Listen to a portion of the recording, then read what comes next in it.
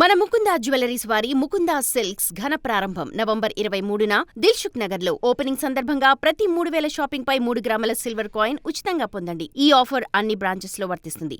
Offer 23 నుండి 30 వరకు మాత్రమే. త్వరపడండి. అభిమానుల ఎదురుచూపులకు ఎన్కార్డ్ వేస్తూ ఎట్టకేలకు స్పిరిట్ మొదలెట్టేశాడు సందీప్ వంగ. అది కూడా తన ఫేవరెట్ హీరో అయిన మెగాస్టార్ చేతుల మీదుగా. దీంతో స్పిరిట్ ఇలా మొదలైందో లేదో ఏకంగా మహేష్ వారణాసి తో పోలిక పెట్టడం మొదలెట్టారు మన సోషల్ మీడియా వారియర్స్. ఇంతకీ ఏ సినిమా ఏ రేంజ్ కలెక్షన్స్ కొల్లగొట్టే ఛాన్స్ ఉందో మనము ఉలుక్కేద్దామా?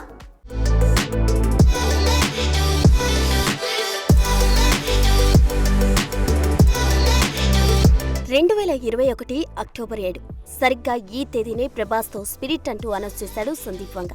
అంటే అక్షరాల 4 ఏళ్ల కిందట.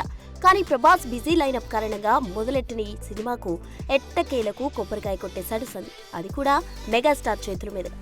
అయితే సినిమా ఇలా అనౌన్స్ అయిందో లేదో ఏకంగా జక్కన వారణాసికి వచ్చే కలెక్షన్స్ తో పోలిక పెట్టడం మొదలెట్టారు నెటిజన్స్.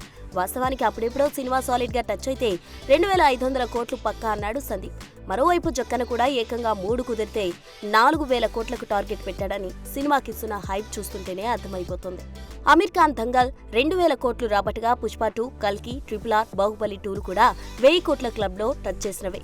అంటే కాస్త కాన్సన్ట్రేట్ చేసి కొడితే 3-2 లేదా 3000 కోట్ల క్లబ్ చేరడం పెద్ద కష్టమేం కాదన్నది వీళ్ళ లెక్క కావచ్చు. అందుకే ప్యాన్ వరల్డ్ అట్రాక్షన్స్ ను యాడ్ చేయడానికి కూడా ఎక్కడా వెనకాడట్లేదు ఈ crazy film makers.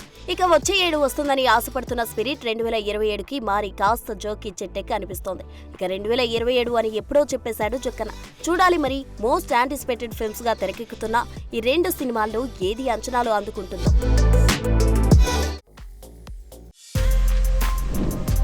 For more videos like this, subscribe Big TV channel.